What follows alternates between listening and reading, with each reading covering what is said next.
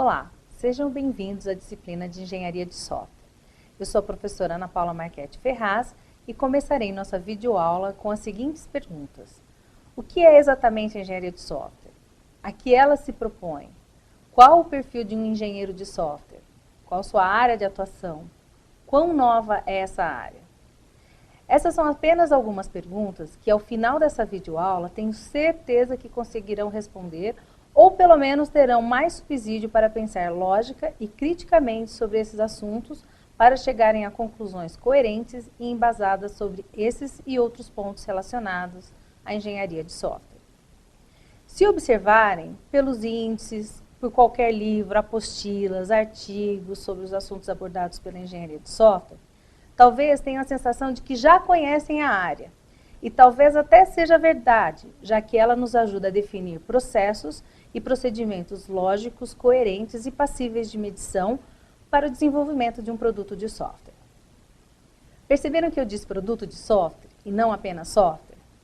Então, a engenharia de software considera todo o processo de desenvolvimento de sistemas, que inclui análise de requisito, modelagem, desenvolvimento, teste, manutenção, documentação, etc. Talvez você já tenha ouvido falar ou vivido situações nas quais seria necessário uma atualização de sistemas, uma exclusão de rotina, uma modificação de versão e o trabalho beirou o impossível, porque ninguém sabia muito bem o que estava dentro dele, daquela, salvo as devidas proporções, caixa preta. Ou então você tinha que desenvolver um software ou sistema e não tinha uma ideia real por onde começar, da complexidade, do tempo que demoraria, de como cobraria, etc. É aí que entra a engenharia de software. Ela ajuda na definição de processos, métodos e ferramentas para facilitar o desenvolvimento de produto de software com maior qualidade, maior rapidez e menor custo. Segundo Pledger, em seu livro publicado em 2004 sobre engenharia de software, define que ela é uma atividade interdisciplinar destinada a solucionar problemas de desenvolvimento de produto de software. Reúne metodologias, métodos e ferramentas a serem utilizados desde a percepção do problema que levará ao desenvolvimento do produto de software até o momento que ele deixa de existir. Antes de darmos andamento ao assunto específico sobre engenharia de software, vamos primeiro definir o que é produto de software, já que essa é uma expressão que vamos utilizar muito. Software é o sistema, mas um produto de software envolve o desenvolvimento desse sistema, sua interface e documentação de sistema e de usuário. É um conceito de produto mesmo. Sabe quando você compra um celular e o produto que você adquiriu tem manual, tem diferentes softwares integrados? Enfim, o conceito de produto de software segue esse mesmo raciocínio. Por isso existem processos envolvidos, como nos mostra os próximos slides. Um processo de software abrange 3 elementos fundamentais: métodos, ferramentas e procedimentos. Os métodos são gerenciamento de projetos, análise de sistemas, análise de requisitos, projeto de software, geração de código, teste e manutenção. E é a sequência em que os métodos serão aplicados. São controles que asseguram a qualidade dos processos e são os marcos de referência que possibilitam administrar o progresso do desenvolvimento do produto de software. Neste momento, na nossa disciplina, vamos apenas abordar os métodos e, eventualmente, ferramentas que nos auxiliem a controlar e a realizar tais atividades. Claro que tudo resulta na necessidade do desenvolvimento de um software, que no contexto está relacionado ao conceito de desenvolvimento de um sistema. E existem inúmeros modelos de desenvolvimento presentes na literatura. Cada um deles tem suas vantagens e desvantagens. Cada um tem uma aplicação específica para um determinado tipo de software. Vários deles podem ser combinados em diferentes fases do desenvolvimento. É importante salientar que não existe o melhor método. Existe sim o melhor método para um perfil determinado de desenvolvimento e de desenvolvedor. É claro que, às vezes, por inexperiência, optamos por um método que dificulta o trabalho ao invés de facilitar. Mas com o tempo, com a experiência adquirida e até mesmo pesquisas bibliográficas e conhecendo as características conceituais e exemplificadas nela, isso pode não acontecer. Existem vários modelos de desenvolvimento de produto de software e eles são agrupados por suas características principais. São eles: modelo sequencial linear, modelos evolutivos, modelos de métodos formais e técnicas de quarta geração. Vamos abordar alguns exemplos desses modelos, mas sugerimos que você pesquise para conhecer os outros. O primeiro modelo de desenvolvimento que vamos falar é o chamado de modelo cascata. Esse é também chamado de modelo de ciclo de vida clássico. Embora seja o mais antigo, é o mais amplamente utilizado em virtude de ter sido modelado a partir do ciclo convencional do desenvolvimento de software. Observem a ilustração sobre o modelo de ciclo de vida clássico. O ponto de partida, como podemos observar, é a etapa de engenharia de software, em que o objetivo é ter uma visão completa do sistema, hardware necessário, pessoas envolvidas, softwares utilizados, etc. E que engloba a análise dos requisitos do sistema e o projeto. Depois vem a fase de desenvolvimento, teste e manutenção. Se você observar, perceberá que há não somente uma linearidade desses processos, como também uma interdependência. Uma nova fase começa quando a anterior se encerra. Uma limitação desse modelo é que projetos reais raramente seguem o fluxo sequencial que ele propõe. É difícil estabelecer todos os requisitos do sistema logo no início. Muitos deles vão aparecendo conforme o sistema vai sendo desenvolvido e é necessária uma paciência diferenciada do cliente, porque ele só vai ver o produto encomendado quando terminar toda a fase de teste.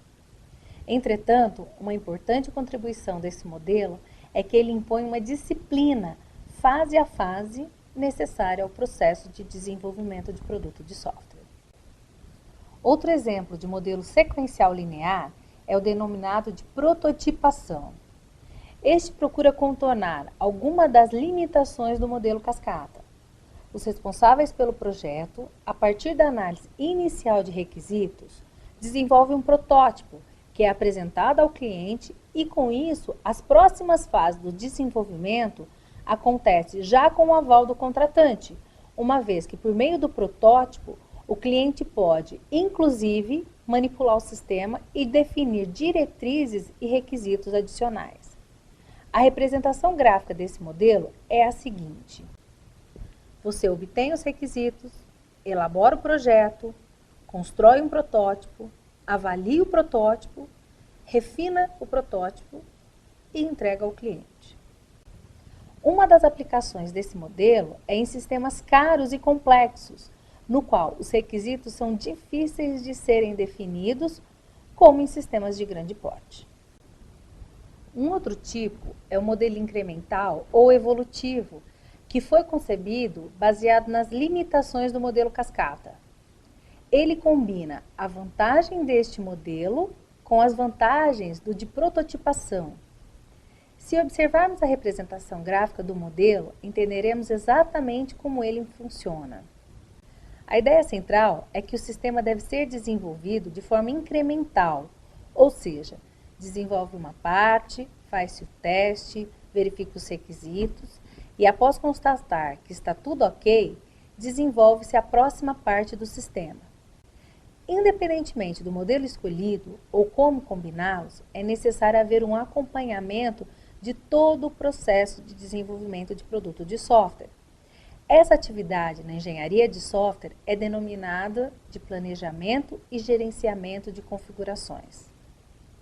No planejamento e gerenciamento de configurações, são especificados os requisitos, realizada as estimativas de software, análise de riscos e todas essas atividades, além de ter que ser cuidadosamente documentadas, devem ser realizadas com o apoio de ferramentas específicas.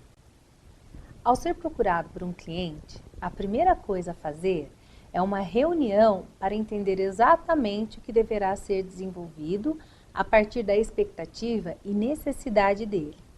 Nesta reunião, várias respostas devem ser obtidas para que possa ser especificado os requisitos do sistema e, em contrapartida, ao final da reunião, os responsáveis pelo desenvolvimento também deverão responder a questões do tipo: se conseguem desenvolver aquele produto, se entenderam exatamente o que é desejado pelo cliente, quanto custará o produto, quanto tempo levará o desenvolvimento. Nesse momento, será necessário construir um projeto e, com isso, esforços, prazo, tamanho, risco, valores devem ser estimados e um documento contendo essas informações deve ser criado. Esse documento é chamado de Plano de Projeto de Software. Todo o processo de desenvolvimento e codificação inicia-se pela análise de requisitos e a modelagem deles. A análise de requisito é uma tarefa que envolve um trabalho de descoberta, refinamento, modelagem e especificação das necessidades e desejos relativos ao software a ser desenvolvido.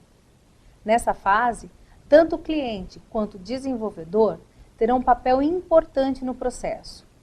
Ao cliente, caberá definir de forma objetiva o que realmente deseja, e ao desenvolvedor, a tarefa de obter dele o maior número possível de informações para construir o produto desejado.